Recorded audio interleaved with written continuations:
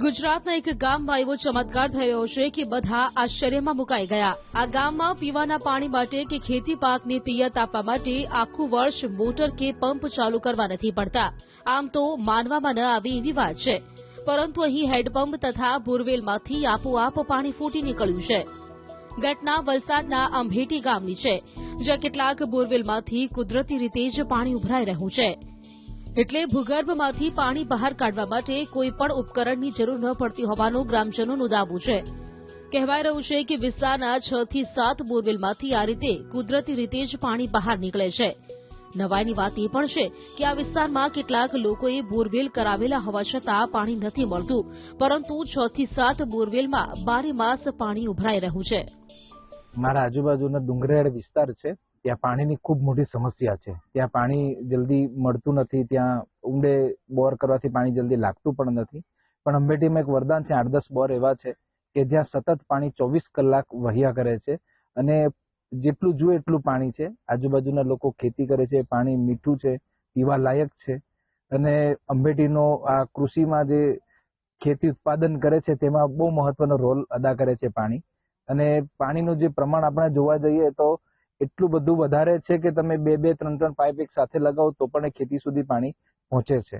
અને જ્યાં તમે જુઓ કે પાણી માટે 60-70 ફૂટ પર ત્યાં પાણી માટે બોર કરવા પડતા હોય કે 100 ફૂટ 200 ફૂટ, પણ અહીંયા તો 40 ફૂટ પર જ પાણી વહ્યા કરે છે। અહીંયા ખેતી વિસ્તાર છે, ખેતી વિસ્તારની અંદર તાત્કાલિક પાણીનો અત્યારે સખત જરૂર રહી છે। તો અહીંયાથી જેણે બી નળ લગાવીને અથવા એને પાઇપલાઇન કરીને બી પોતે લઈ જઈ શકે છે અને એની ખેતી કરી શકે છે। એવા અંભેટીમાં એવા 6 થી 7 બોર એવી જગ્યાએ છે કે તે લોકો જેમણે બી પાણી આપે છે એ લોકો એમનો કોઈ ચાર્જ લેતા નથી। પહેલી વસ્તુ તો એના જે લોકોએ જેને લઈ જવું એ લઈ જઈ શકે છે। અને બીજી વસ્તુ કે સખત મહેનત કરવા પહેલા બી આપણે બોર ઉતારીએ છીએ તો બહુ જ મહેનત કરીએ છીએ કે બોર ઉતારવા માટે આપણે બોરવેલ લાવીએ છીએ તો બોરવેલમાં પાણી નીકળતું નથી। અમુક એવા વિસ્તાર ડુંગરાળ વિસ્તારમાં છે કે ત્યાં આગળ પાણી નથી મળે, પણ અંભેટીમાં એક એવો વિસ્તાર છે કે અહીંયા 24 કલાક પાણી રહે છે અને સખત પાણી છે। અહીંયા ખેતીવાડી કરવી હોય તો પહેલા પાણીની જરૂર પડે છે, પણ પાણી અહીંયા કોઈ બોરમાં નથી। પણ મારે ત્યાં 15 વર્ષથી એક એવો બોર નીકળી આવ્યો છે કે લગાતાર 24 કલાક પાણી ચાલે છે અને એ ખૂબ જ મહત્વનું છે કે પાણી બી એટલું ચોખ્ખું પીવાલાયક બી છે ને કપડાં ધોવો કે બધું બધામાં જ ઉપયોગ કરે છે, ખેતીમાં બી ઉપયોગ થાય છે।